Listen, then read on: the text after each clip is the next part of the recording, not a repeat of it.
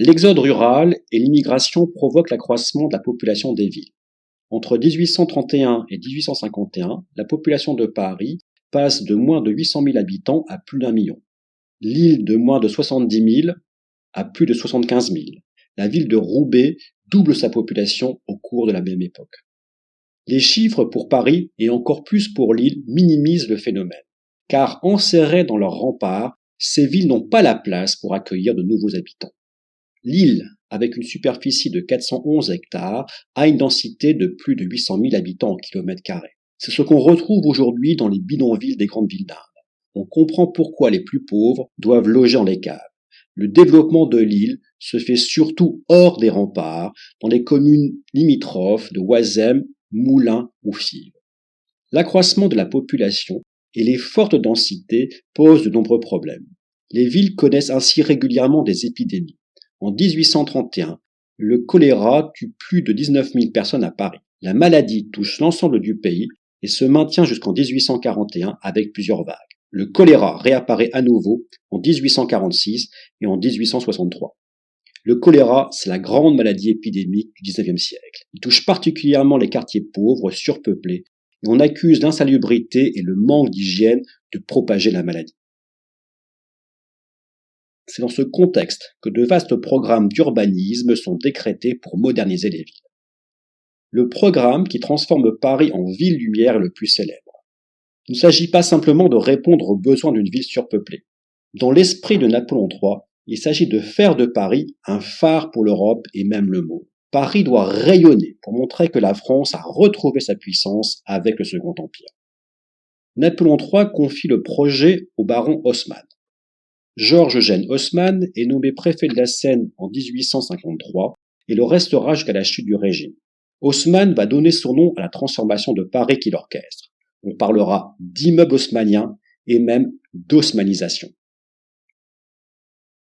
La surface de la ville est d'abord agrandie. En 1860, Paris annexe les communes limitrophes et double sa surface. Pour rendre la ville salubre, on fait table rase du passé, du moins d'un certain passé. 20 000 maisons sont détruites. 40 000 nouveaux immeubles sont construits à la place, mais dans un style fort différent. Le préfet impose des normes.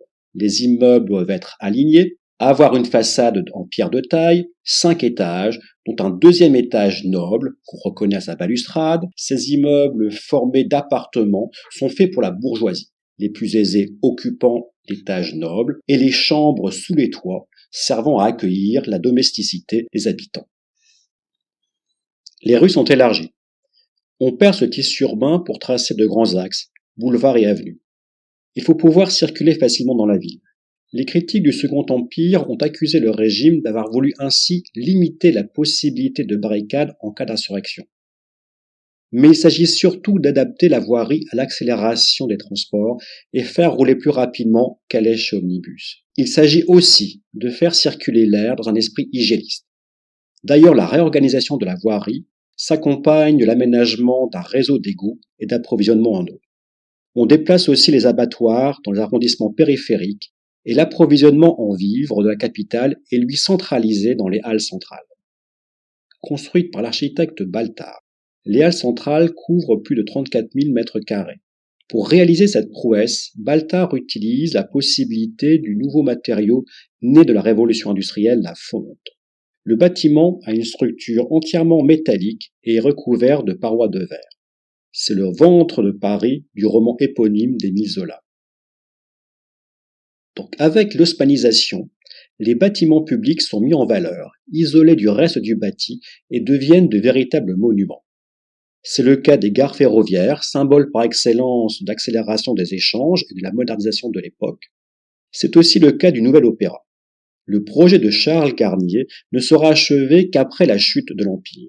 Cependant, une première inauguration a eu lieu en 1867.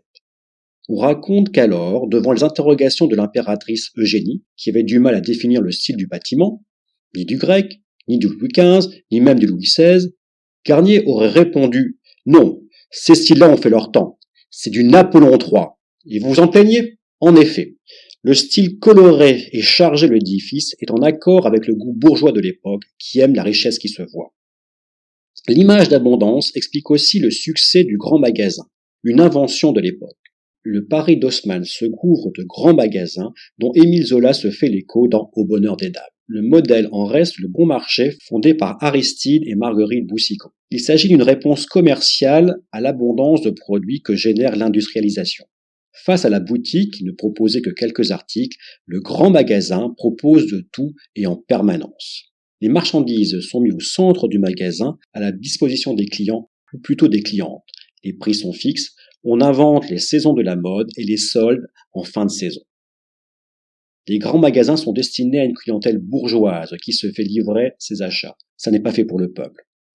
Globalement, la transformation de Paris par Haussmann ne profite pas aux classes populaires. La destruction des maisons anciennes vide les quartiers populaires de leurs habitants. Dans les nouveaux immeubles, les loyers ont augmenté. C'est ainsi le début de l'émigration des classes populaires vers la banlieue.